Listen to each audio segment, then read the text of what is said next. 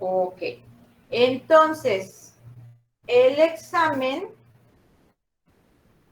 o es el jueves o es el lunes.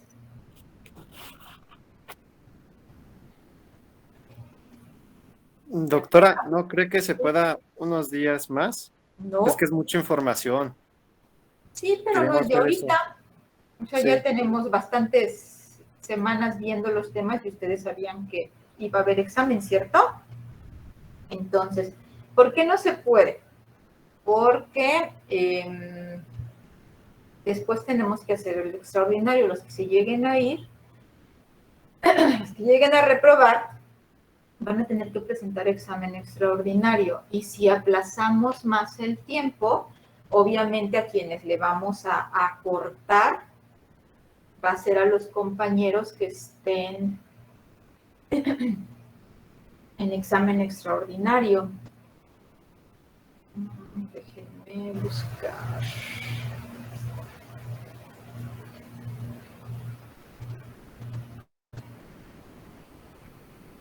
A ver.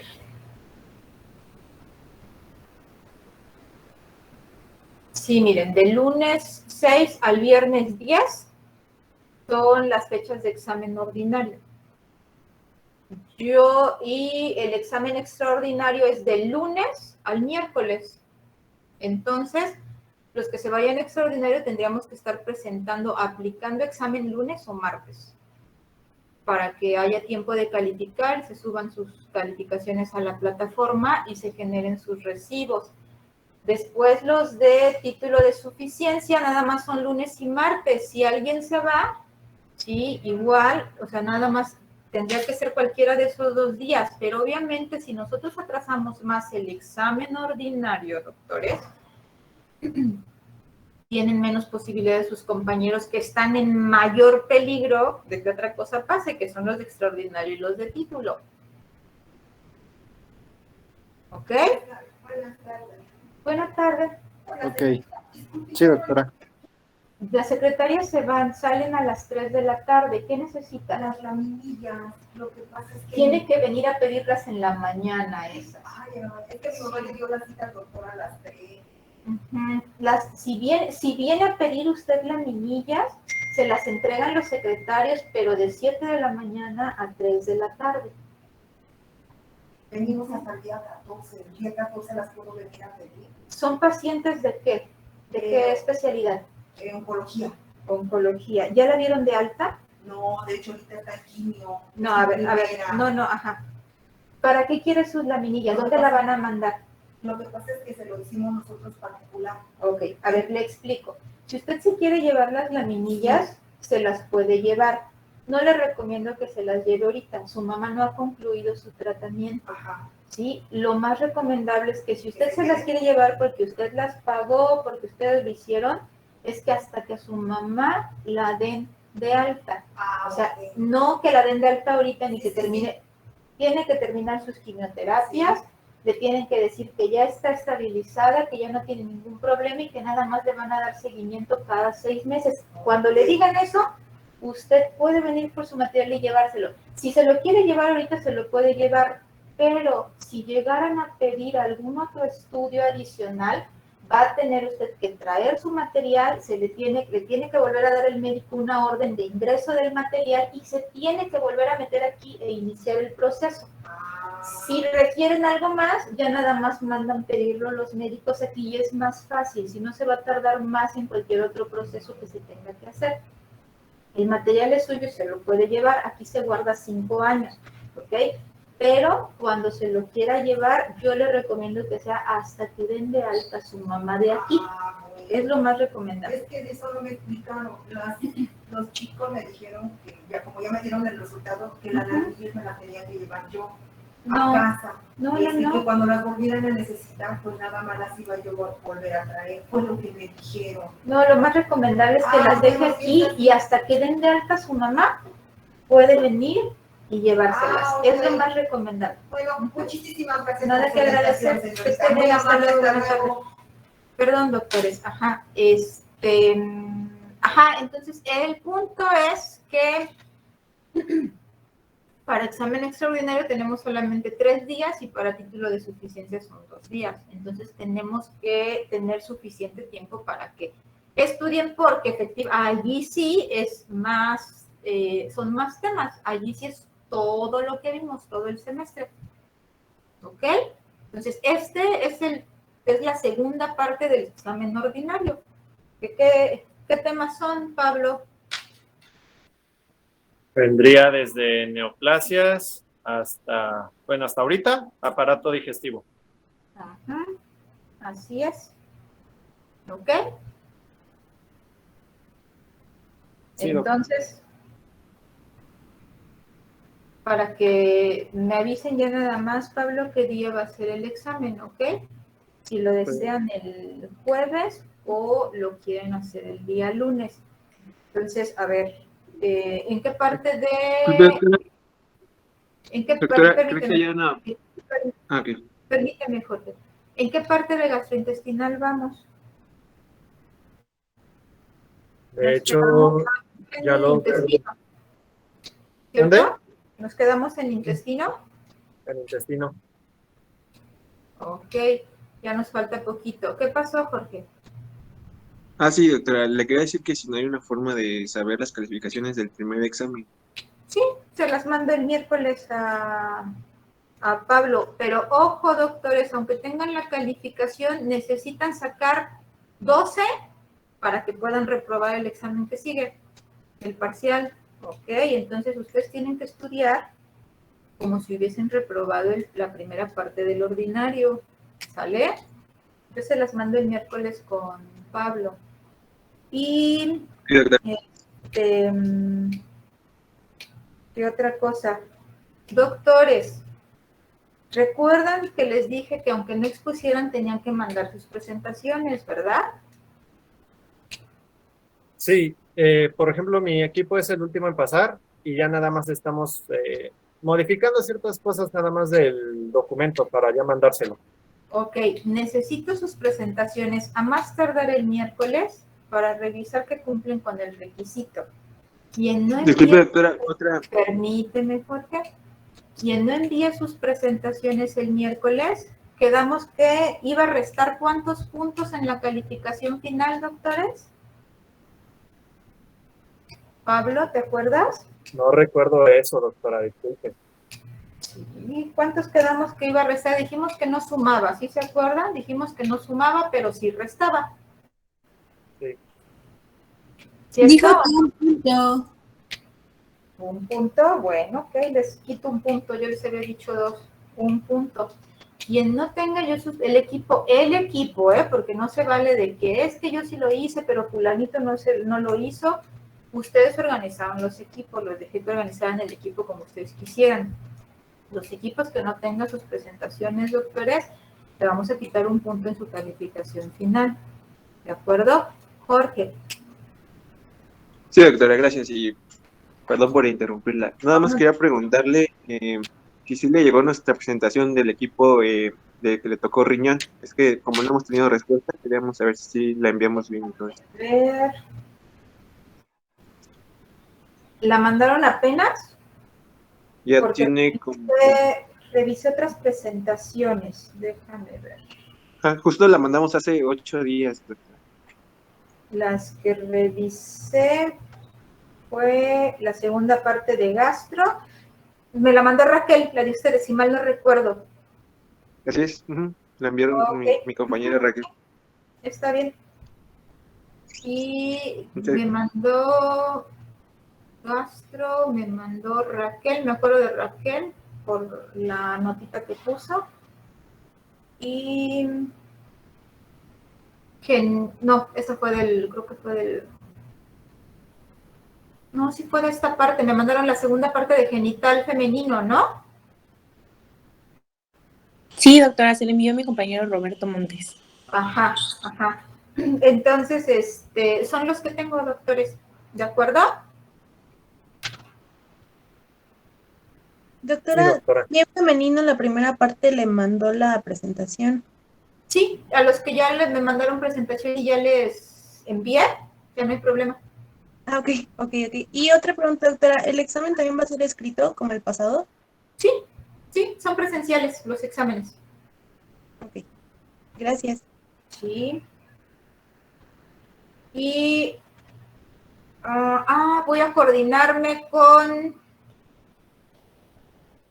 Ya se supone que la siguiente semana no tienen nada que hacer, para que voy a pedir el auditorio, los voy a juntar con el grupo A, para que hagamos el examen el mismo día. ¿De acuerdo? Sí, doctora. ¿Le podría pedir Ok. nada más algo, una duda?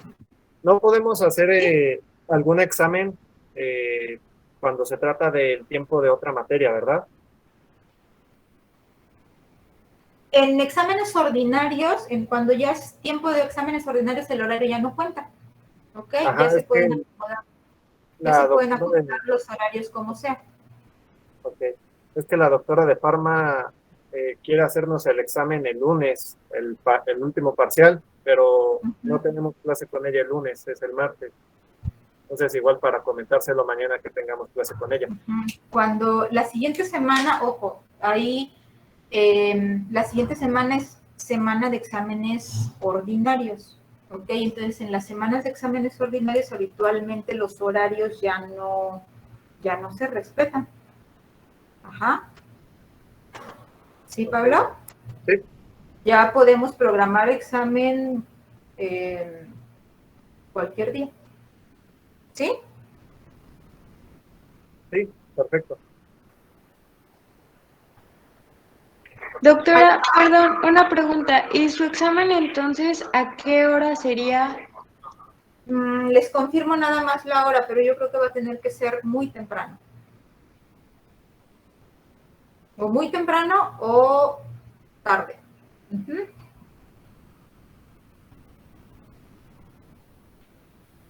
Ok, es que como dice mi compañero Pablo, para que no se vayan a cruzar nuestros exámenes y que pues no haya ningún problema con eso.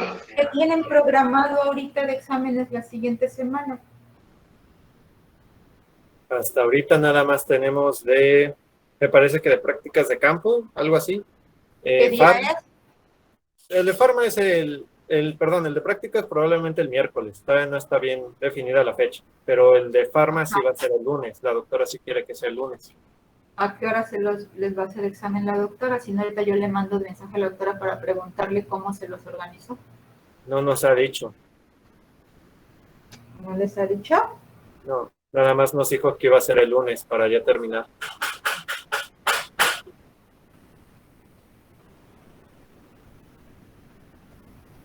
Le digo, ya mañana tenemos clase y ya le diría y ya le mando el mensaje para que igual no se cruce a la mera hora el mismo examen, ¿no?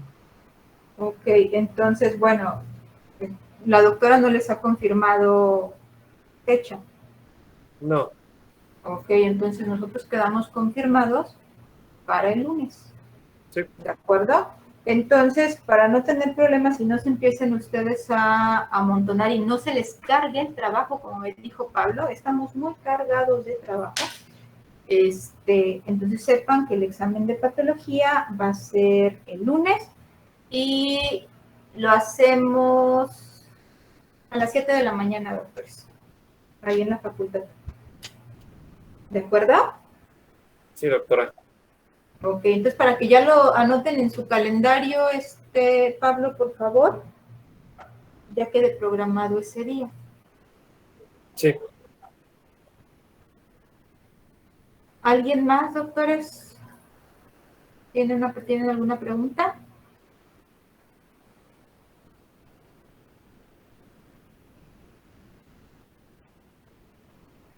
Creo que no, doctora, todo bien. ¿No? Ok, entonces, ¿quién continuaba exponiendo?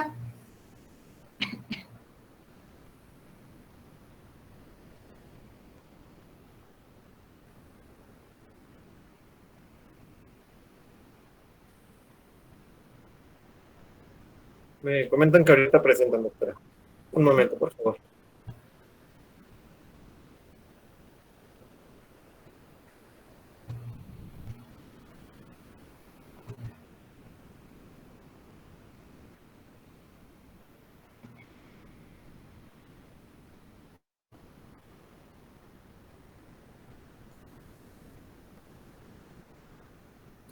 Terminaríamos entonces hoy con la exposición y nos vemos el día jueves para tener clases también, o será como la vez A pasada. ver, hasta donde terminemos hoy, si todavía tenemos clase el jueves, vamos a aumentar los temas. Por eso les decía, o el examen es el jueves o es el lunes. ¿Ok? Son las dos opciones que yo les ofrezco para aplicar el examen. Que siendo honestos, a mí me conviene más que sea el jueves porque tendría el fin de semana para calificarles y tengamos ya calificaciones el lunes. Y si alguien tiene dudas, podernos ver para hacer revisiones. Pero si ustedes no quieren el jueves y que prefieren que sea el lunes, lo podemos hacer el lunes.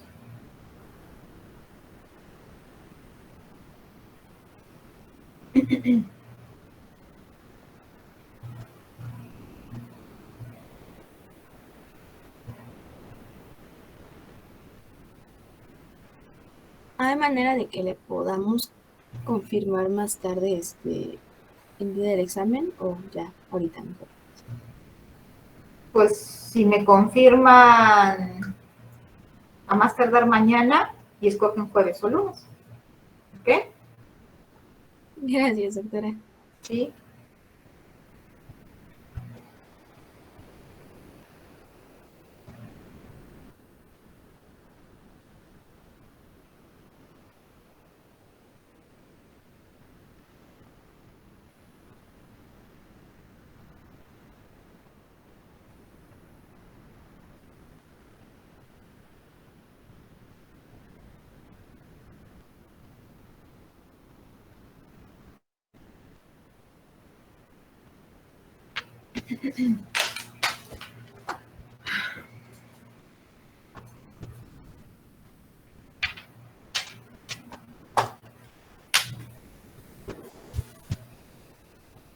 ¿Ya tienen su presentación o todavía no?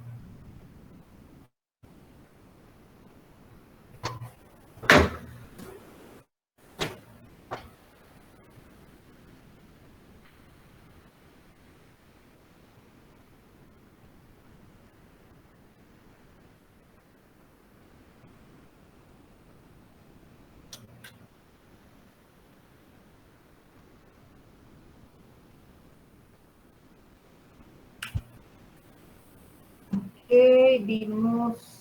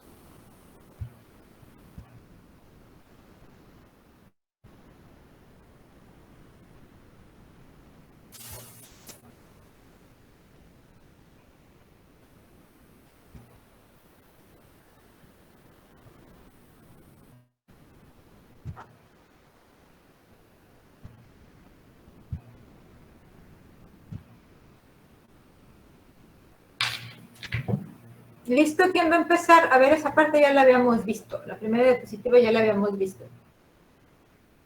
Eso ya. Síganle, eso ya lo habíamos visto. Ustedes saben mejor que yo dónde se quedaron. Todo eso ya.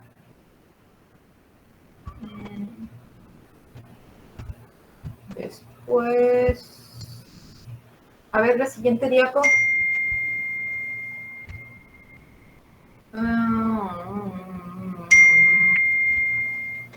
La otra. Ok, creo que nos quedamos en la previa, donde hablábamos del epidermoide, ¿cierto?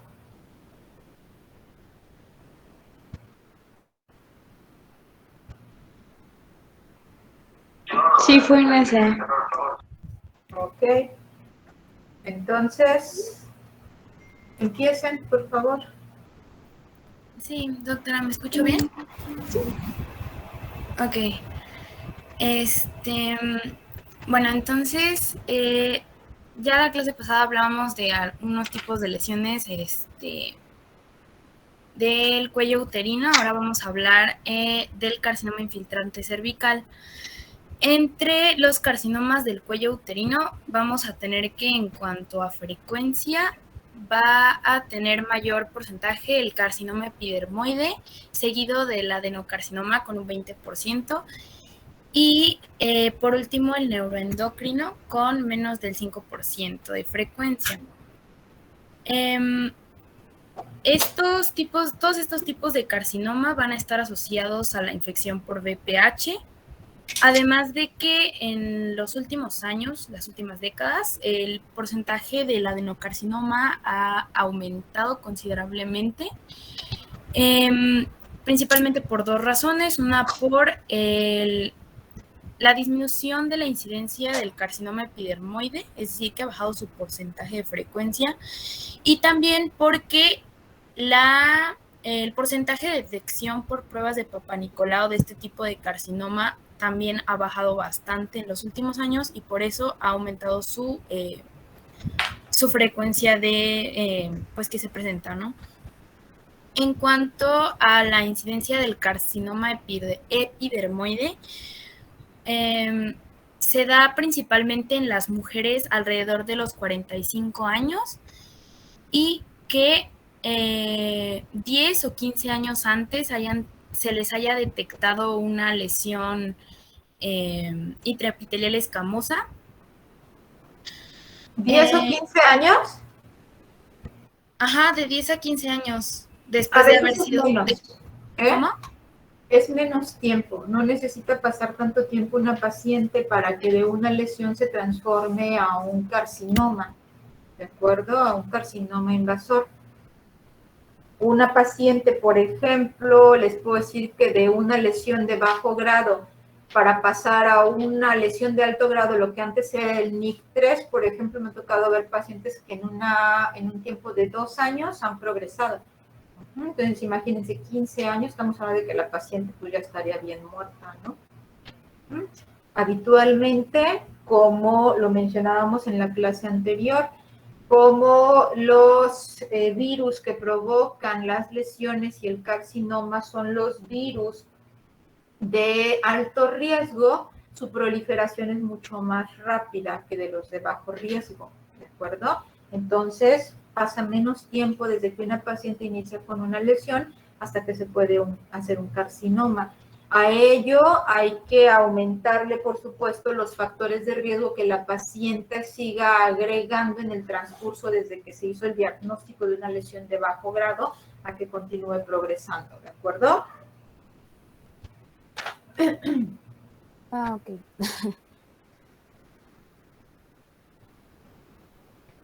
Ya la doctora, entonces, este tipo de lesiones intraepiteliales escamosas tienen una, digamos, probabilidad bastante variable y bastante difícil de predecir, que pueden progresar a un carcinoma, y muchas veces algunos, digamos, factores que se requieren para que esto suceda es que se encuentre presente una infección por VPH y la mutación de diversos oncogenes. Existen algunos factores de riesgo respecto a este tipo de carcinoma, pero los principales son el tabaquismo y el VIH, por lo que a este tipo de pacientes es muy importante mantenerlos en vigilancia para poder, pues, prevenir la progresión de este tipo de enfermedad. Perdón. A pesar de que los factores de riesgo nos pueden ayudar a identificar a un paciente, a un paciente que tenga probabilidades de desarrollar esta enfermedad, no son, digamos, como una forma óptima de darle un seguimiento a la enfermedad, sino que más bien se utilizan las exploraciones físicas constantes, además de que se realicen las pruebas de Papa Nicolau y mantener, digamos, identificadas las lesiones sospechosas para realizarles biopsias en caso de ser necesario. ¿Le puedes pasar a la siguiente, por favor?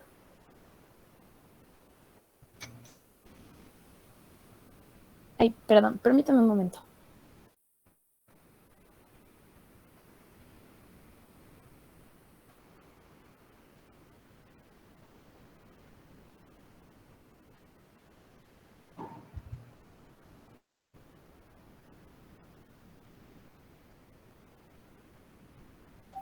Ya, perdón. Ok, bueno, en cuanto a su morfología, los carcinomas infiltrantes del cuello uterino van a tener su aparición en la zona de transformación que había mencionado una de mis compañeras la clase pasada. Estos van a desplazarse desde los focos microscópicos hacia tumores exofíticos que van a poder verse más fácilmente a nivel macroscópico. En cuanto al nivel histológico, vamos a saber que el tumor infiltrante está, se caracteriza por estar constituido de lengüetas y nidos de células escamosas. El grado de estos tumores va a depender mucho de la diferenciación de estas células y puede ser mínima o puede estar bien diferenciado. Además de que también puede haber la presencia de perlas de queratina, que son pues como unas estructuras, si no mal entendí, son unas estructuras que se hallan en lugares donde se forman capas como irregulares de células escamosas. También este tipo de... ¿cómo? Entonces, ¿en base a qué es la diferenciación? El grado que le pusiste ahí. ¿En base a qué se hace la diferenciación? ¿Qué se toma en cuenta?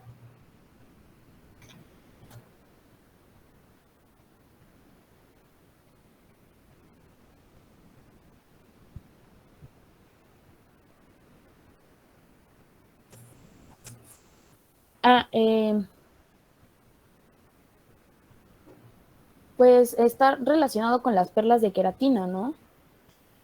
Ok, ¿y eso qué es? A ver, permítanme tantito.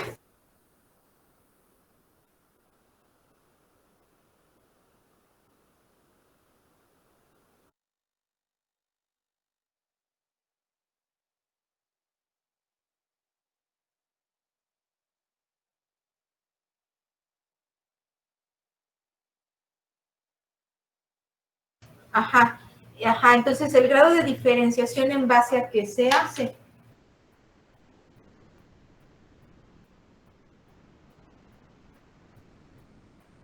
¿Ana?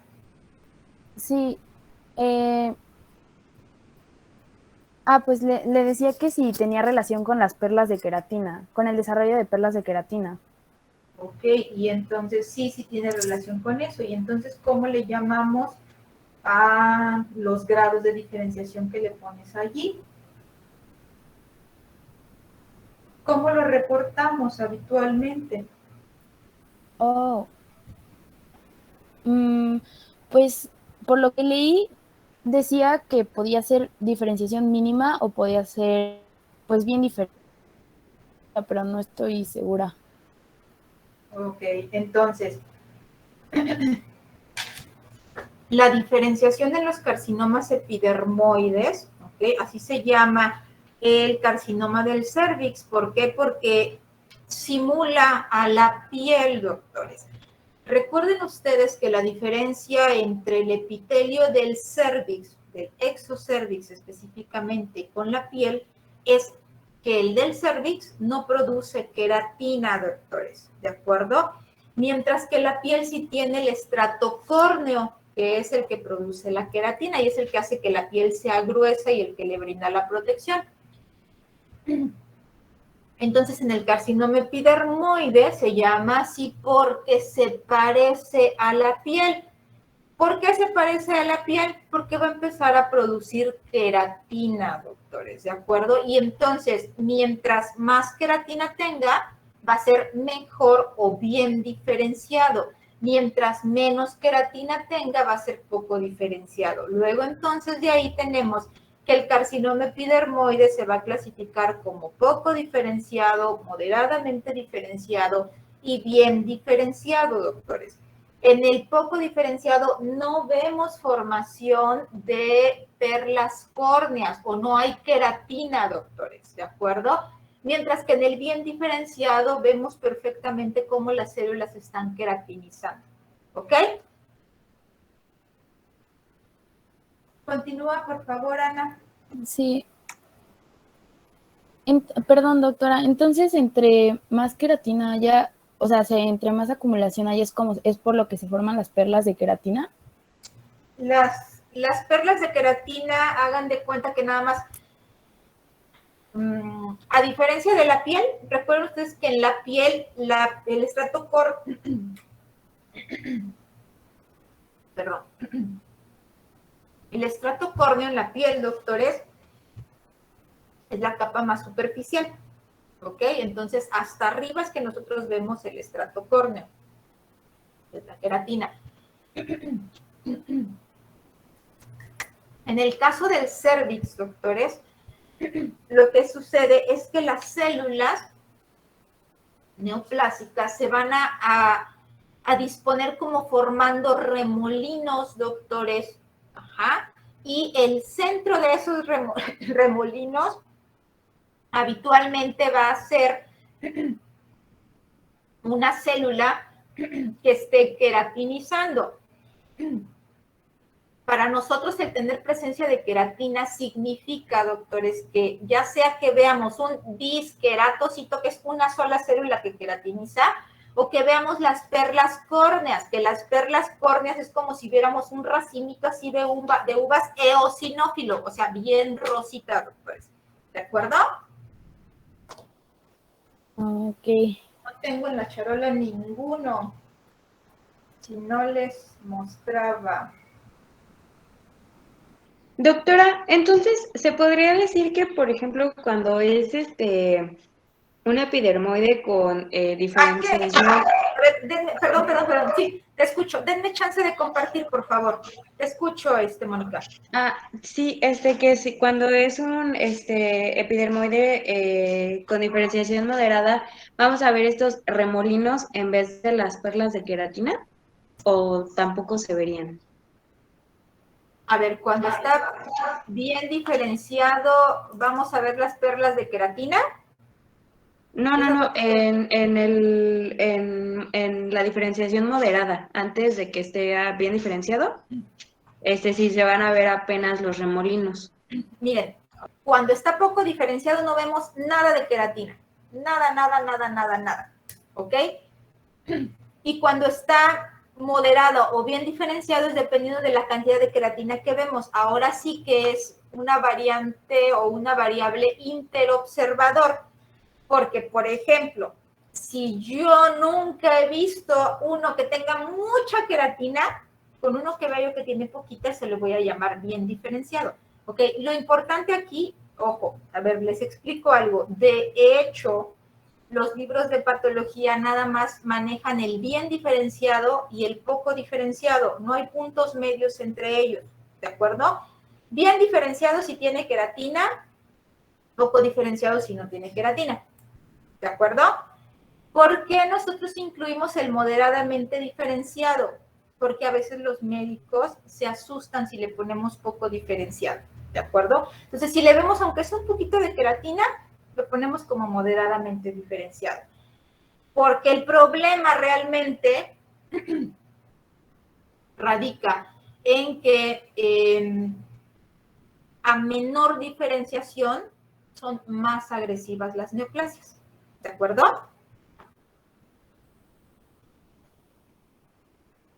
Sí, doctora, gracias. Sí. Esperen nada más que abra la aplicación.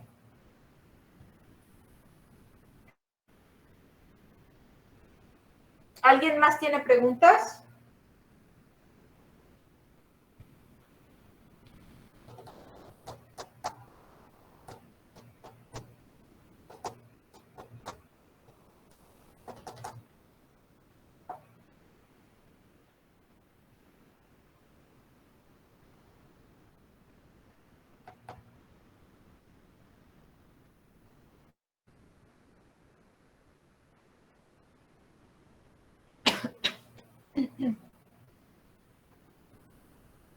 Dijo que a menor diferenciación es más agresiva, ¿verdad? Más agresivos. Así Ok, es. gracias. Habitualmente, en la mayoría de las neoplasias de cualquier sitio, doctores, mientras menos diferenciada se encuentre una neoplasia, es mucho más agresiva la lesión.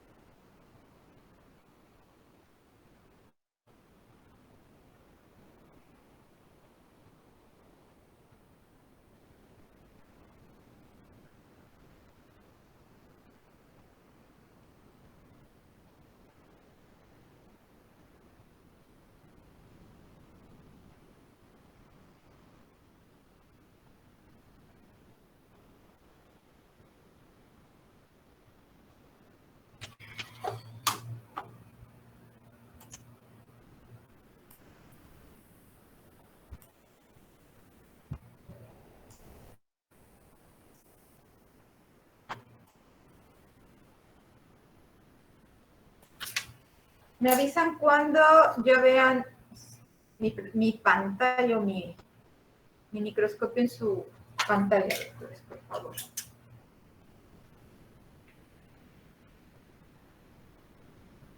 Todavía no se ve.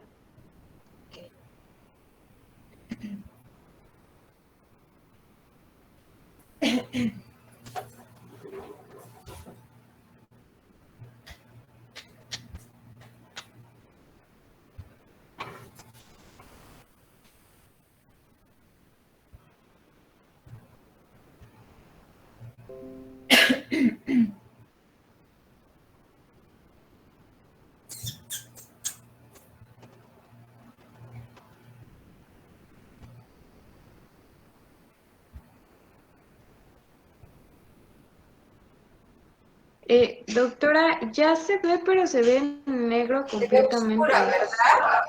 Ajá. A ver, ahí ya la tienen que ver. ¿Sí? Creo que dejó de presentar. Ya la ven, ¿verdad? Dejó de presentar, doctora. Ay, no me digas. Sí. Ok, a ver, ahí voy otra vez.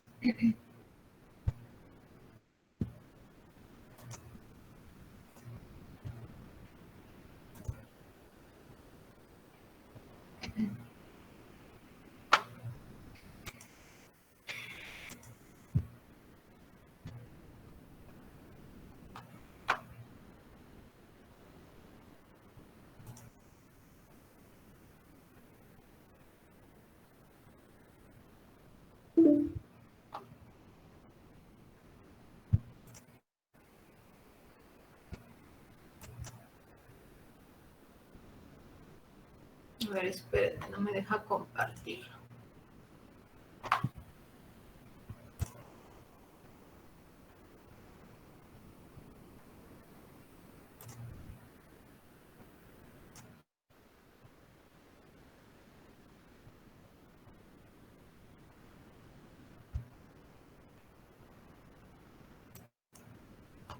Listo, ¿verdad? Sí, doctora. Ok. Entonces, esto que ustedes están viendo, doctores, es un corte de piel. De derecha a izquierda, ¿sí? O de izquierda a derecha, empezamos con el tejido celular subcutáneo, doctores. Esta es la dermis reticular. Vean cómo tiene anexos écrinos, la dermis papilar. Y esto, doctores, es la epidermis. Esto es piel. Entonces, vean, tenemos las capas de acá. Este espacio blanco que, si ustedes recuerdan, se llama estrato lúcido, y posteriormente esta capa de encima que se teje en red de canasta, se le llama ese aspecto, doctores, es queratina. Me acerco para que vean la famosa red de canasta.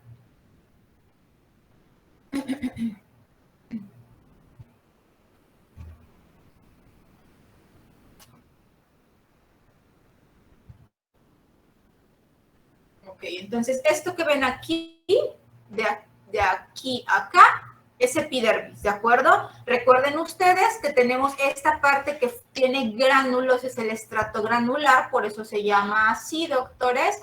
Tenemos este espacio en blanco, nuevamente es el estrato lúcido, y posteriormente viene el estrato córneo. La mayoría de la piel, salvo plantas y palmas, doctores, que es piel gruesa, la queratina que tenemos es queratina compacta. El resto del cuerpo tiene ortoqueratina, que es este tipo de queratina, que se les repito, se le dice que se teje en red de canasta. Se ve como las fibras se van como si fueran en moñito, una sobre otra poniéndose, doctores, ¿de acuerdo? Entonces, esto es piel normal, ¿de acuerdo?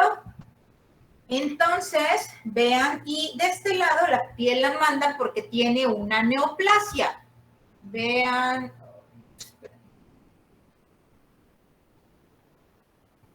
ok, entonces, esto que ustedes ven aquí todavía es la epidermis conservada y aquí empieza la neoplasia, doctores. Entonces, es una neoplasia que se está originando de la epidermis, ¿ok? Esta es la epidermis, vean, ya se perdió la epidermis, realmente todo está reemplazado por neoplasia. Nos acercamos, es una neoplasia maligna, doctores. Epitelial, obviamente, porque se originó de un epitelio. La característica de las neoplasias epiteliales es que las células pierden su relación núcleo-citoplasma, ¿de acuerdo? Entonces, vean las células, la característica de las células epiteliales es que el citoplasma es más amplio que su núcleo. Esta neoplasia, la característica que tiene es que tiene un citoplasma eosinófilo, las células tienen un núcleo redondo con su cromatina abierta que nos está permitiendo observar nucleolos rojos, doctores. Estos nucleolos que ven aquí, me acerco para que los vean mejor.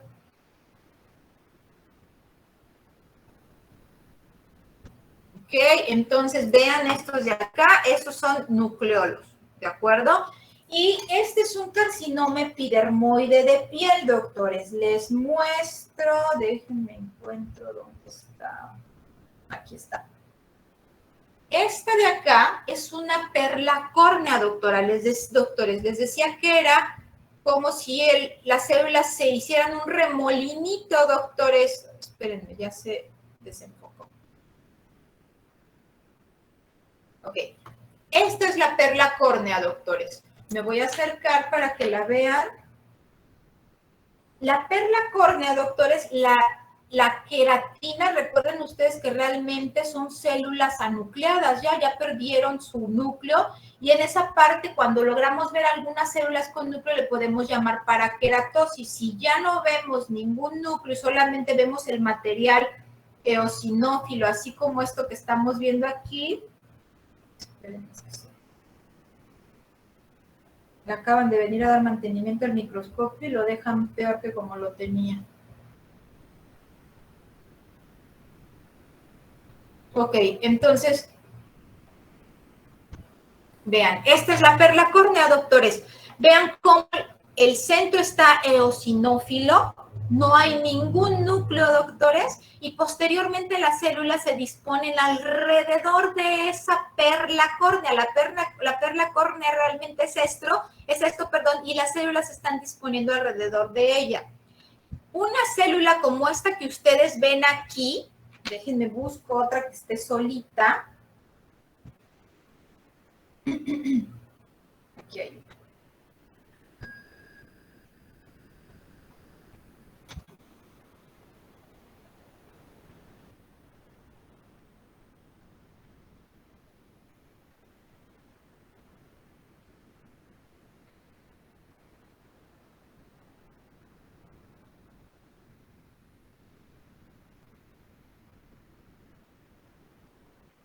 Esta célula, por ejemplo, que está aquí, que ustedes ven mucho más rosa su citoplasma que el resto, doctores, esos se llaman disqueratocitos y son células que están queratinizando solitas, ¿de acuerdo?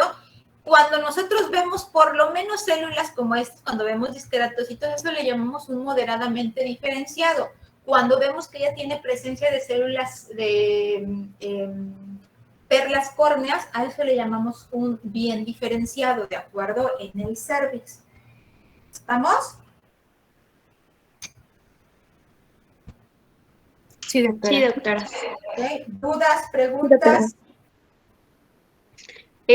Yo, doctora, dijo entonces que la relación en cuanto al núcleo citoplasma, no sé si escuché bien, que el citoplasma va a ser mucho más grande.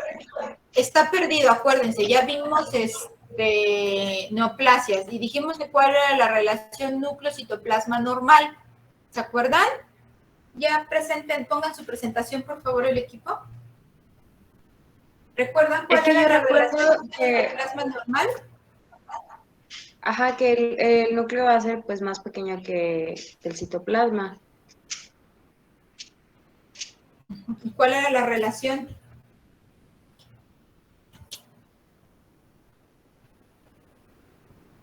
A ver, están pidiendo sus calificaciones. Se supone que el primer examen fue hasta neoplasias, ¿cierto o no?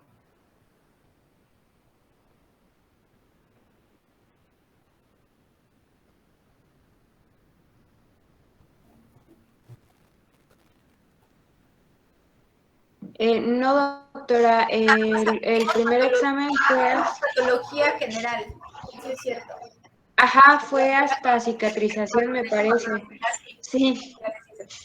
Ok, entonces, a ver, cuando vimos neoplasias ya vimos cuál era la relación núcleo-citoplasma de una célula epitelial normal. ¿Se acuerdan? ¿No se acuerdan?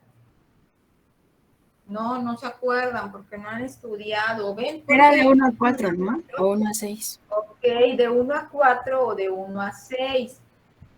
Doctores, aunque les hiciera el examen yo en 2 semanas, o sea, pues van a tener que estudiar muchísimo porque no han estudiado ni siquiera para cada clase. Entonces, si ustedes de verdad leyeran cada clase, otra cosa sería, pero no están leyendo, no están estudiando. Si ustedes leyeran cada clase, yo podría decirles, mañana hay examen y sin problema. Pero el problema es que no han estudiado. Entonces, el problema es que solo van a memorizar, solo van a dedicarse a hacer memoria de los temas y no van a aprender nada. Pero bueno, ok. Ok, entonces la relación núcleo-citoplasma de una célula epitelial normal es de 1 a 4 o de 1 a 6, donde siempre el citoplasma es mayor que el núcleo. ¿De acuerdo? Entonces, en esta, si se fijaron, se ve mucho más grande el citoplasma aún, pero no como en una célula epitelial normal. ¿De acuerdo, Mónica? Sí, doctora, gracias.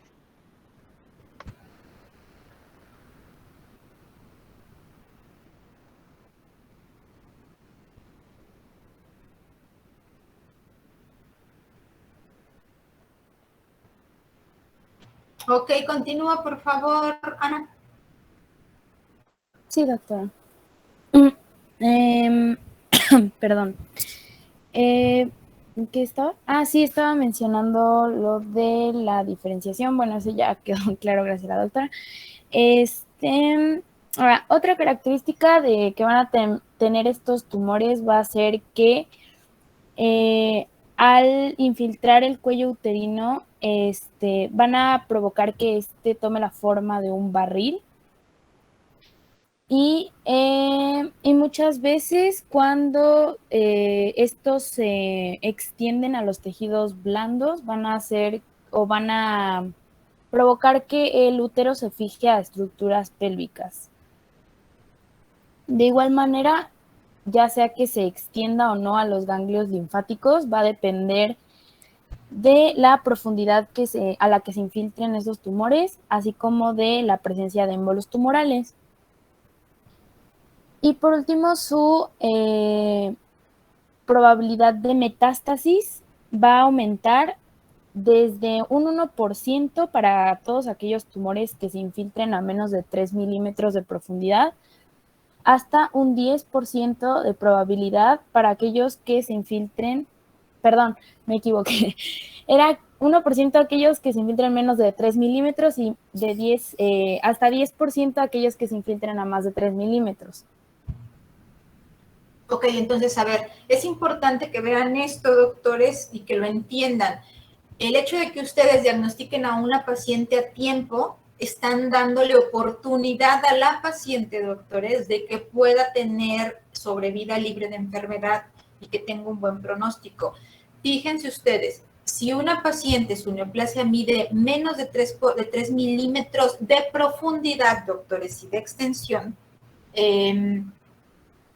tenemos menos riesgo de que la paciente tenga metástasis y prácticamente con una histerectomía total radical, que significa que le quitan un rodete de vagina, doctores, la paciente está curada prácticamente.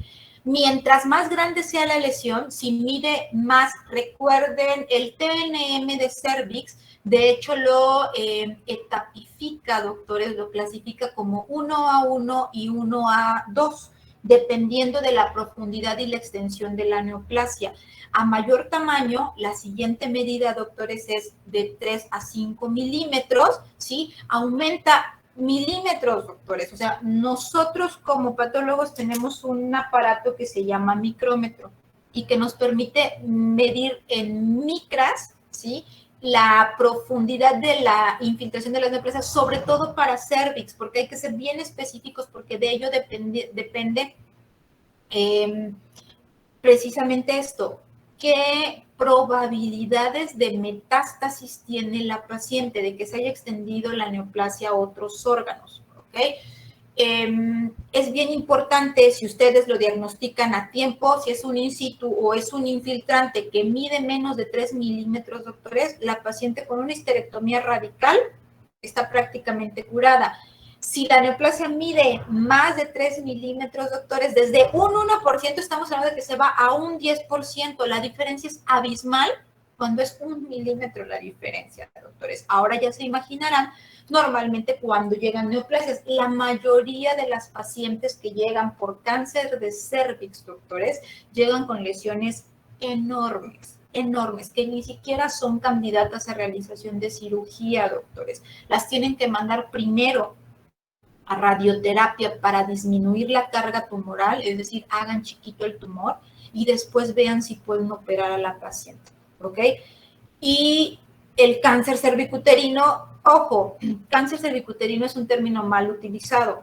Decir cervicuterino, estamos hablando de cervix y de útero, ¿de acuerdo? Entonces, es mucho más correcto decir cáncer de cervix, doctores, ¿de acuerdo? Porque estamos hablando específicamente de la zona del útero que está afectada. Entonces, el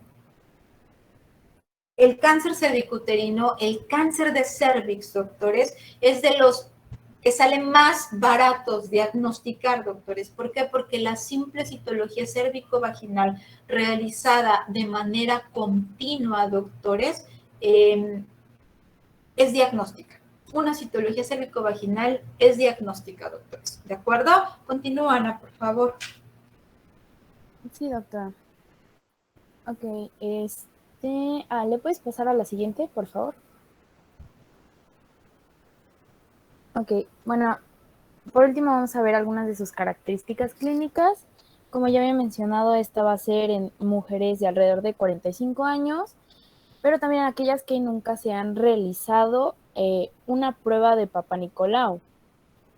En este tipo de casos, las mujeres suelen asistir a una consulta con el médico por diversos síntomas.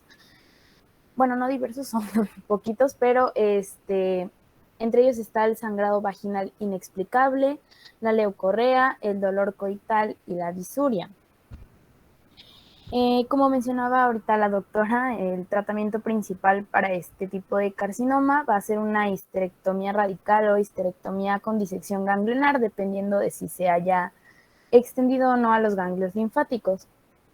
En el caso de los carcinomas microinfiltrantes, que son más pequeños, pues se va a utilizar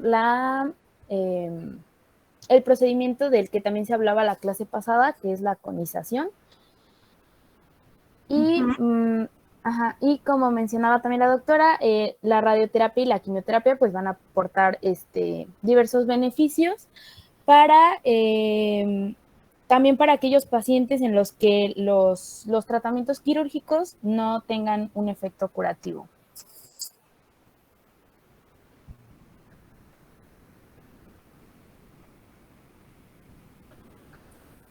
¿Le puedes pasar? ¿Le puedes pasar? Ah. Bueno, ahora vamos a Ok, ¿tienen dudas? ¿Tienen dudas sobre doctores? Doctora, yo tengo duda de el procedimiento del cono, ¿cómo se realiza? Regresan la...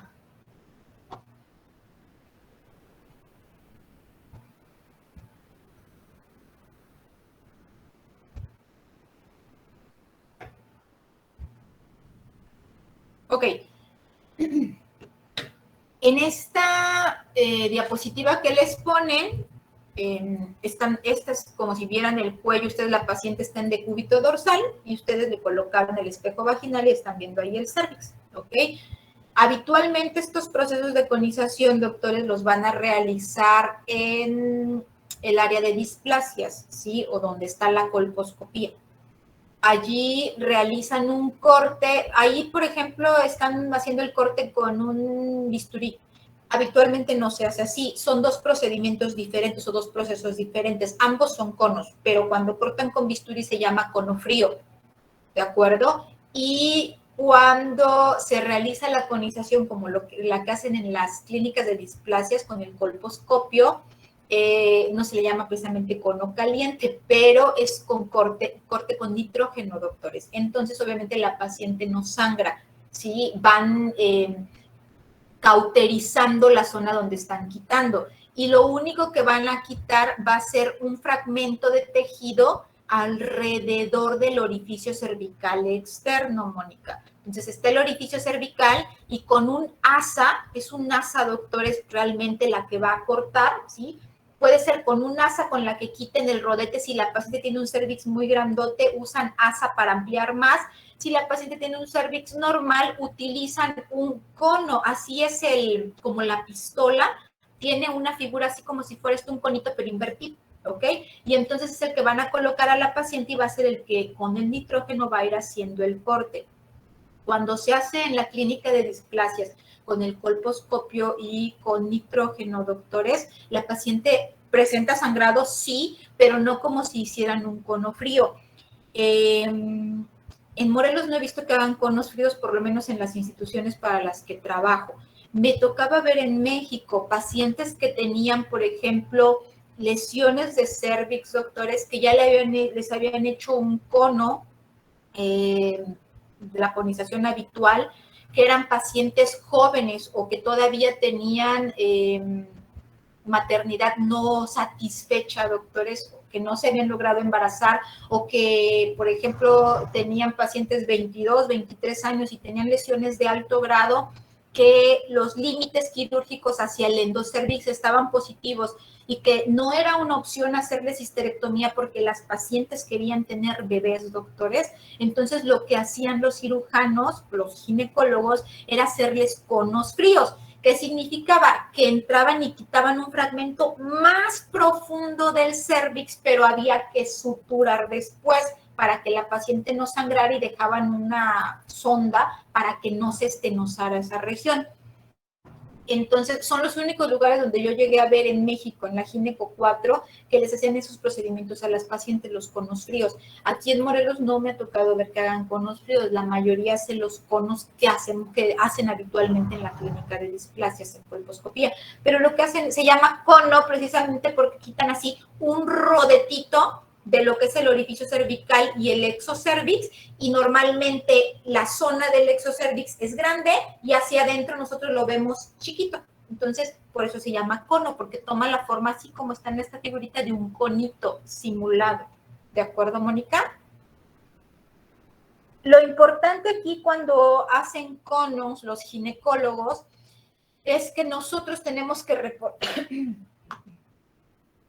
perdón, tenemos que reportarles cómo están los límites quirúrgicos, y los límites quirúrgicos que nosotros les tenemos que reportar es el límite quirúrgico exocervical, es decir, lo que cortaron por fuera, y el límite quirúrgico endocervical, lo que cortaron por dentro. ¿Por qué? Porque si todavía tiene lesión por fuera, lo que tienen que hacer es ir con un asa, allí sí, con asa, doctores, tienen que ir y quitarle un fragmento de tejido donde esté positivo, ampliar ese límite quirúrgico. Si el límite quirúrgico endocervical es el que está positivo, entonces, dependiendo de las condiciones clínicas y sobre todo ginecológicas de la paciente, ya ustedes valorarán si la mantienen en vigilancia, si amplían sus conos o bien si hacen histerectomía, ¿de acuerdo? ¿Sí, Mónica? Sí, doctora, muchas gracias. ¿Sí? ¿Alguien más?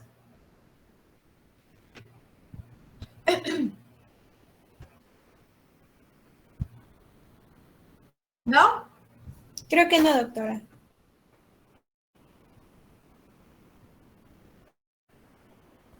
Ok, continúen, por favor.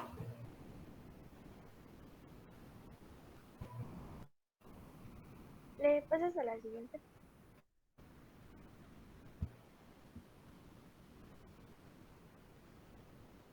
Bueno, ahora les vamos a presentar lo que es el endometrio. ¿Le pasas, por favor? Ay, perdón por el ruido, doctora. Bueno, como sabemos, el útero se va a componer de dos componentes principales, el miometrio y el endometrio.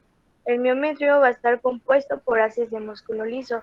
Estos haces van a estar estrechamente entretejidos que van a formar la pared del útero. En la cavidad interna del útero va a estar revestida por el endometrio. ¿Le pasas a la siguiente, por favor? Bueno, el endometrio, pues como sabemos, va a ser la capa interna del útero. Durante el ciclo menstrual de una mujer, pues las hormonas van a causar cambios en el endometrio. El estrógeno va a causar que el endometrio se haga más grueso para así poder nutrir al bebé en caso de que pueda ocurrir un embarazo. Si no surge el embarazo, el estrógeno se va a producir en menores cantidades y se va a producir más la progesterona. Esto va a causar que el revestimiento del endometrio sea desechado del útero, lo cual va a conformar el ciclo menstrual, que en un momento les van a presentar mis compañeros. Y bueno, este ciclo se va a repetir así hasta la menopausia. Pasas a la...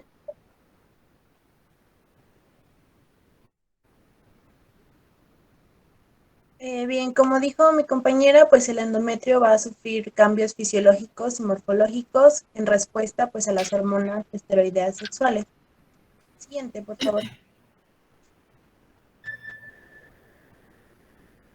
Ahora sí, hablando del ciclo menstrual, tenemos que este ciclo corresponde pues a los cambios que va a experimentar el endometrio, los cuales son producidos por el estrógeno, la progesterona secretada por los folículos ováricos y por las hormonas gonadotrópicas indirectamente. Este ciclo tiene un promedio de 28 días y se va a dividir en 3 fases.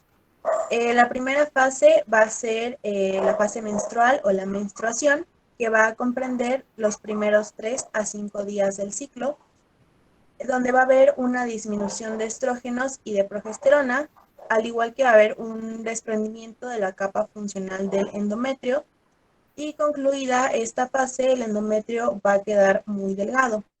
En la segunda fase, que es la fase proliferativa, va a iniciar terminando la fase menstrual y va a estar regulada por los estrógenos que van a estar producidos por los folículos ováricos en desarrollo. También en esta fase el endometrio va a proliferar, duplicando, triplicando su espesor. Las glándulas uterinas que se encuentran van a aumentar de tamaño, van a aumentar en cuanto a cantidad, y van a ser estructuras rectas y tubulares que van a estar revestidas por células cilíndricas altas y pseudoestratificadas. El estroma va a estar compuesto por lo que son de células fusiformes y con citoplasma escaso. Y por último, lo que es la fase secretora, esta va a iniciar después de la ovulación y va a estar regulada por los estrógenos y la progesterona. Aquí el endometrio va a aumentar su espesor por una acumulación de líquido y crecimiento de las glándulas.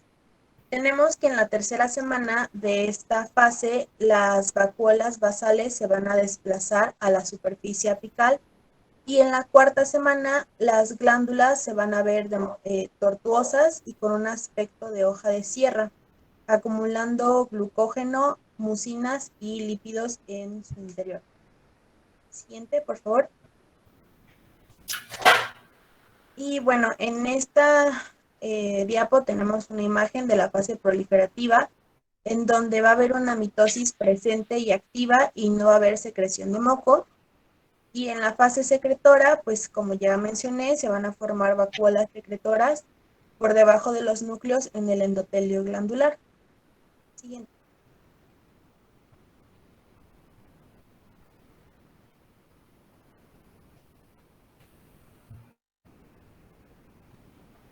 Buenas tardes, doctora. ¿Sí me escucho bien? Sí. Ok. Bueno, vamos a hablar por último de la endometriosis. ¿Qué va a ser la endometriosis? Esta va a ser presencia de glándulas y estromas endometrial fuera del útero y que va a provocar hemorragias. Esto ocurre cuando las células de revestimiento de la matriz van a crecer en otras zonas del cuerpo.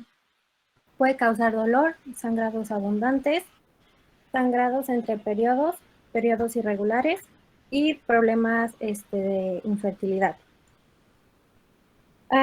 Todos los meses los ovarios de la mujer va a producir hormonas que van a ordenar a las células de revestimiento volverse a formar. Entonces el útero va a eliminar estas células, digamos, viejitas y las va a desechar junto con sangre a través de nuestra vagina cuando tenemos el periodo. La endometriosis va a ocurrir en diferentes, o sea, puede ocurrir en diferentes partes del cuerpo, como lo serían los ovarios, las trompas de falopio, la vejiga, los intestinos, el recto y en otras zonas pélvicas. La endometriosis es muchísimo más común de lo que podríamos esperar y va a ocurrir cerca del 10% de las mujeres que están en su edad fértil. Además, esta enfermedad puede ser hereditaria. Si tenemos algún familiar mujer, por ejemplo, nuestra abuelita, nuestra mamá, tía, hermana, que tenga este problema, es muy probable que la paciente la llegue a padecer. También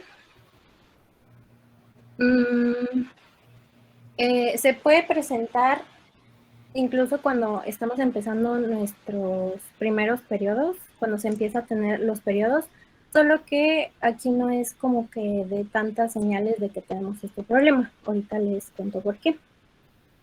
Sin embargo, pues es más común que se diagnostique en mujeres de 25 a 35 años de edad. Ahora, una persona es más propensa a padecerlo, como ya lo dije, si tiene algún familiar que tenga esta enfermedad, si comenzó su menstruación a una edad temprana, si nunca ha tenido hijos o si tiene periodos menstruales frecuentes que duren más de 7 días los sangrados. Ahora, ¿por qué digo que no es tan común que se diagnostique en niñas, por así decirlo, o bueno, cuando se inicia la edad de que comienza la menstruación? Porque, como vemos, una característica es que nuestro ciclo menstrual es irregular.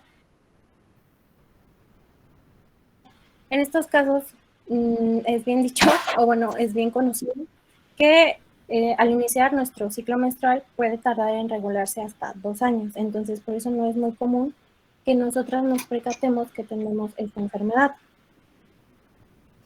Ahora, cuando se afectan los ovarios, se van a formar unos quistes llenos de sangre y se van a llamar quistes de chocolate o quistes achocolatados o chocolatosos. ¿Le pasas a la siguiente, por favor? ¿Le das clic al video, porfis? Ok, mientras les explico un poquito, quiero que vean que aquí puse un video de el quiste. Es como se ve realmente. Y bueno, este va a estar recubierto con frecuencia del fluido interno y la acumulación de restos menstruales dentro del quiste. Generalmente se diagnostica en mujeres de edad reproductiva, pero también se llega a presentar en niñas y adolescentes. Aunque es una alteración benigna, o sea, no puede llegar a provocar algún tipo de cáncer, algunos síntomas van a ser demasiado intensos, como lo sería el dolor pélvico, flujo vaginal oscuro, menstruación demasiado abundante, además de que afecta la fertilidad de la mujer. Y bueno, ¿cómo el tratamiento de este quiste va a ser mediante una quistectomía por laparoscopia? Ajá. Y bueno, aquí se va a tratar de conservar el ovario, no, se va a tratar de no ser tan invasivo, se va a tratar de eliminar el quiste por completo, aunque aquí tengo una duda, doctora, también leí que se puede llegar a retirar el ovario, pero no estoy segura de qué tan viable sea eso. De hecho, los quistes se van a generar en el epitelio ovárico. Entonces, para que quiten el quiste, es necesario que quiten el ovario. Si el quiste es muy pequeñito, a lo mejor pueden hacer una oforectomía parcial, pero habitualmente cuando diagnostican los quistes son tan grandes que ya han tomado la mayoría del ovario y entonces lo que tienen que hacer es una oforectomía, es decir, quitar el ovario completo, o una salpingo oforectomía, es decir, quitan la salpinge y quitan el ovario, porque dentro del ovario va inmerso el quiste endometrioide, doctores.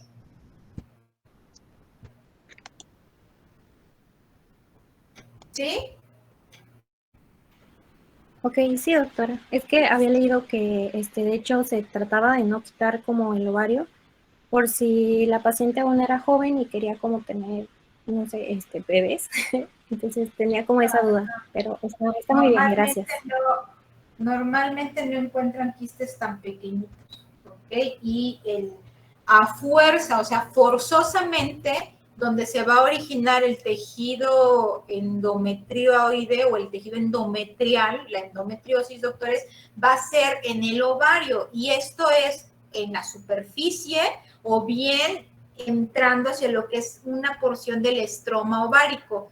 Si el quiste es muy pequeñito, pues obviamente pueden quitar más una parte. Normalmente, se les repito, normalmente la mayoría de las pacientes que encuentren con un quiste de ovario, o sea, los quistes, el más chiquito que me ha tocado ver, medía como 3.5 centímetros y aún así se tuvieron que llevar el ovario porque ya lo toma la mayoría.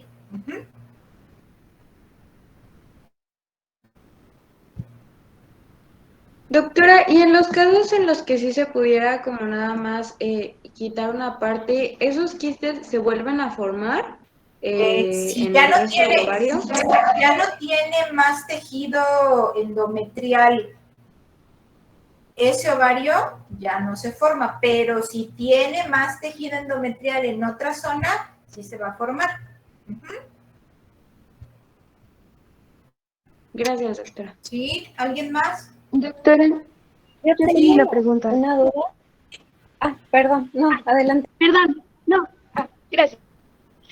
En este caso de que nada más le quiten una porción, ¿el ovario pierde su función o sigue funcionando o hay algún problema?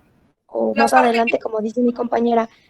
La parte que dejan sigue funcionando normal, sigue produciendo óvulos. Ah, ok, gracias.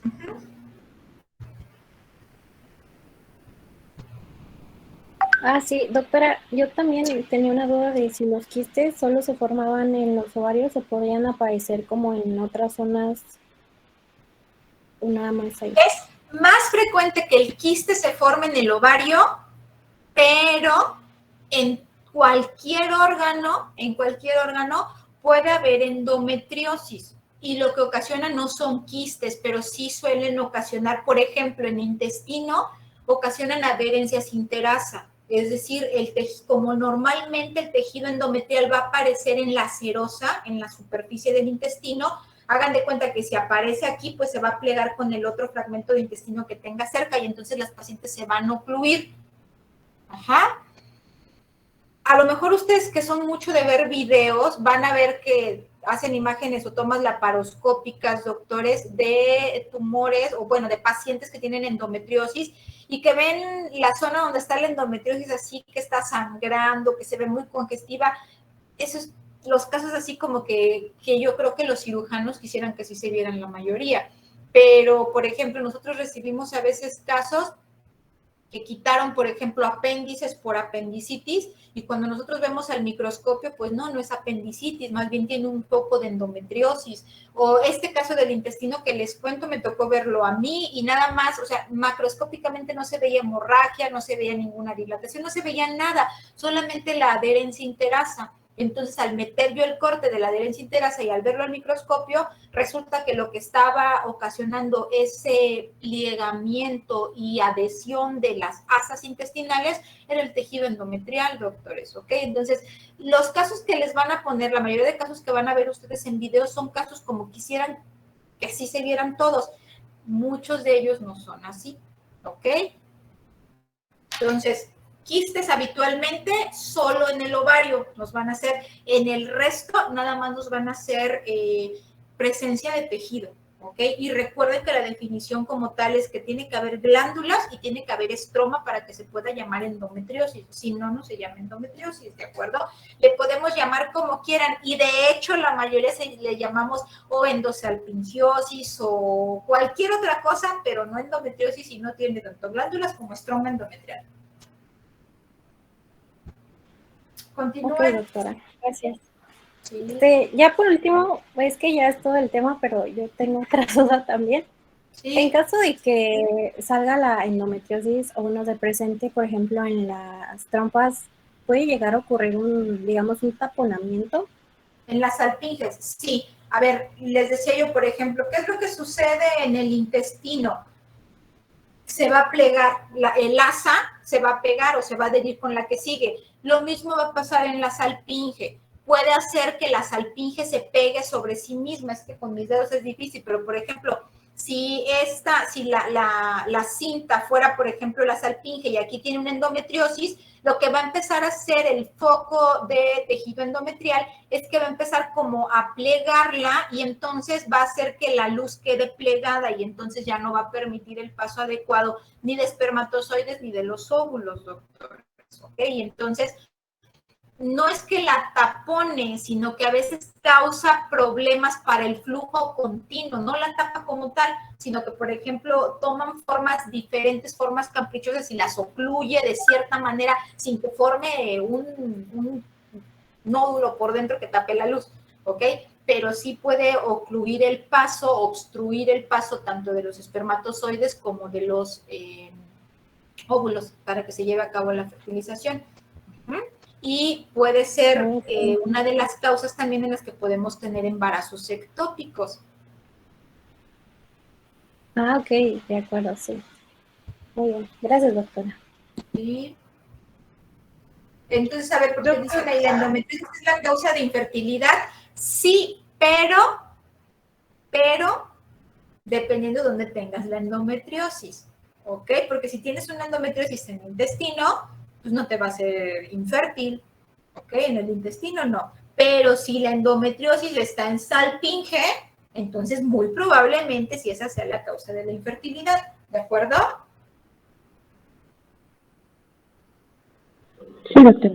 ¿Alguien más? Doctora, el nombre de que recibían los quistes que se desarrollaban en el ovario, ¿cómo dijo que eran? ¿Eran quistes endometriales? Endometrioides. Endometrioides, parecido al endometrio, ¿de acuerdo? Y los clínicos les dicen endometriomas.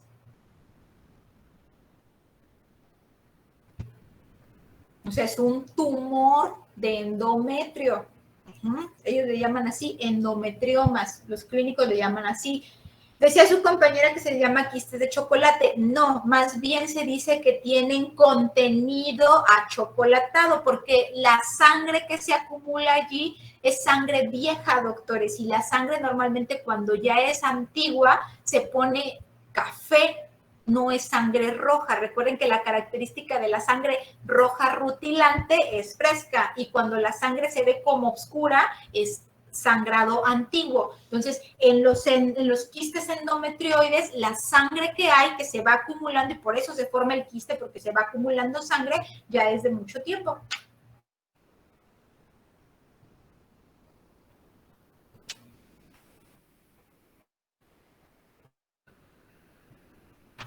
¿Sí? ¿Alguien más?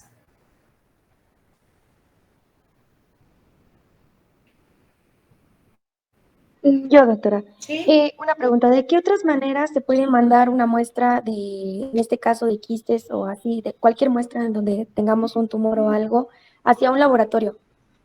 O sea, ¿de qué otra, por ejemplo, podemos mandarla en formol, dependiendo qué parte sea, Solo pero ¿de qué formol. otra manera se pueden mandar? Solo formol.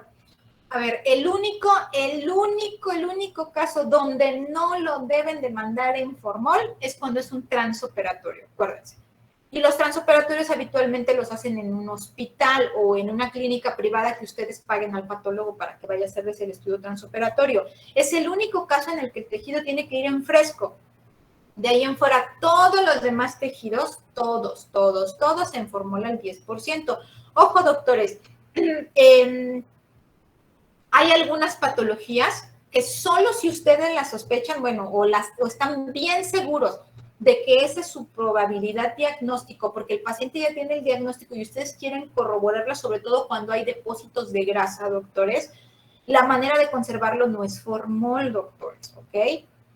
Es alcohol, pero para ello tienen que estar ustedes seguros, porque si ponen un tejido en alcohol, en agua, en cloro, en lo que se les ocurre, porque lo mandan en cada cosa a veces, o sea, no sirve, hace que el tejido se necrose. Lo que realmente hace el formol es que detiene el proceso de muerte celular, doctores. ¿De acuerdo? Es lo que nos va a hacer el formol. Va a detener en ese momento la descomposición del tejido y va a permitir que se conserve, así como ustedes lo hayan quitado en el momento. Si lo dejan parado 1 hora fuera del paciente, el tejido se sigue lisando, las células se siguen muriendo, se están necrosando, doctores, ¿ok? Pero si en el momento que ustedes lo quitan en automático, lo pasan al formol, en ese momento se detiene, ¿sí?, la muerte celular, doctores. Y el formol va a conservarnos la forma así tal cual el paciente tiene su neoplasia. Entonces, por ello es importante los tiempos de isquemia, doctores, se llaman. La isquemia fría se supone que máximo tendría que ser 1 hora. ¿A qué se refiere la isquemia fría? Desde que ustedes quitan la pieza del paciente, es decir, que ya no tiene irrigación sanguínea, hasta el momento que es depositado en formol, máximo tendría que pasar 1 hora. Mientras más tiempo pase, ese tejido ya no nos es útil para estudios especiales como es la inmunohistoquímica. ¿De acuerdo, doctores? Entonces, todos los tejidos tendrían que venir en formol. ¿De acuerdo? Doctora, ¿podría repetir en Gracias, qué casos doctora. únicamente sí se puede utilizar el alcohol? Cuando ustedes están seguros de que el paciente tiene una enfermedad por depósito de lípidos. Porque ahí la tinción que utilizamos, lo que hace el formol es que rompe los enlaces del lípido. Y entonces nosotros ya no vemos lípidos, ya nada más vemos cristales a veces, ¿ok? Pero logramos ver cristales, es decir, donde estaban depositados, por ejemplo, el lípido, ¿ok? Pero tienen que estar ustedes bien seguros, porque si no están seguros, doctores, se va a echar a perder el tejido, ya no va a servir para nada. Gracias, doctora. Sí. ¿Alguien más?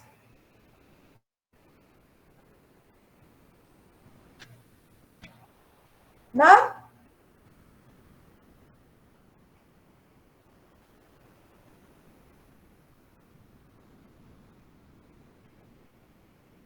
Creo que no, doctora. Ok, perfecto. Entonces, pues terminamos la clase aquí. No terminamos endometrio. ¿Qué sigue? ¿A qué hora tienen clase? ¿Hasta las 7 o a las 6? A las 6, doctora. Ok. Lo vamos a dejar allí para que no tengan tanto que estudiar. Ok. Y entonces, el jueves nos vemos para que si tienen alguna duda, la aclaremos. ¿Ok? ¿A qué hora es el espacio que tenemos, Pablo? Por favor, recuérdame. De 3 a 5, doctora, el jueves. ¿Y Pablo dónde está? ¿Ya se fue a dormir? No, en la tarde me comentó que tuvo problemas de conexión y creo que ahorita vi que salió de la reunión. Debe ser por eso. Y desde que las excusas se inventaron, pero qué bárbaros. Luego por eso lloran. Ok. Entonces, el jueves, ¿a qué hora es otra vez, Michelle?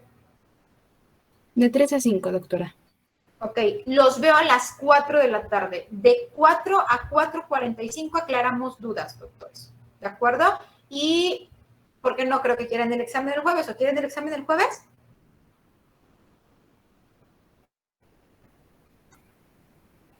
¿No se han puesto de acuerdo, Michelle? Ya la discutimos y hasta ahora acordamos que el lunes. Ok. Entonces, si llegan a cambiar de opinión, me avisan. Le dices a Pablo, por favor, Michelle. Y no hacemos repaso y hacemos el examen del jueves.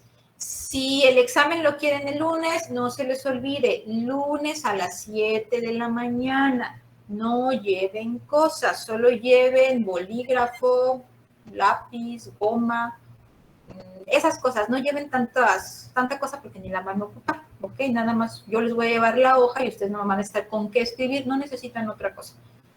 ¿De acuerdo? Sí, doctora. Muchas gracias. Gracias a ustedes. Cuídense, doctores. Buena tarde. Gracias. Gracias, doctora.